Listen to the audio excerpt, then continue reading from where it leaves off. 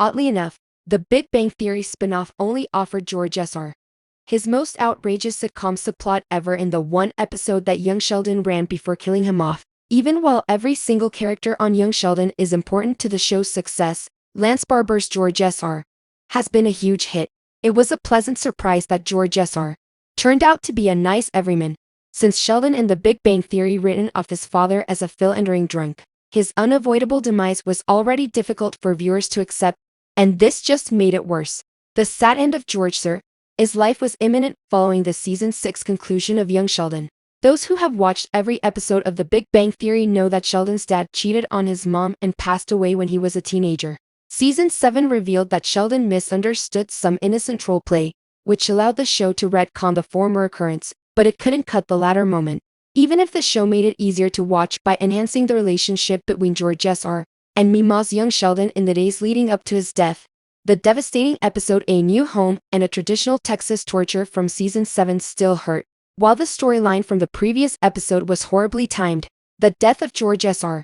was suitably tragic and touching. In the 11th episode of Season 7, A Little Snip and Teaching Old Dogs, Mary sensed the onset of baby fever, so she had George S.R. discreetly have a vasectomy. Classic comedy slapstick ensued as George S.R. tried to cover up his injuries and blamed football practice for his painful groin. The following episode put the subplot, which was hilarious and uncharacteristically risque for the family-friendly spin-off, at the wrong moment. A New Home and a traditional Texas torture was still the saddest episode of Young Sheldon, even if it was up against very tough competition. Several episodes involving Paige, Sheldon's former adversary turned friend, and the Season 2 finale, in which Sheldon battled with his loneliness, also featured grim undertones.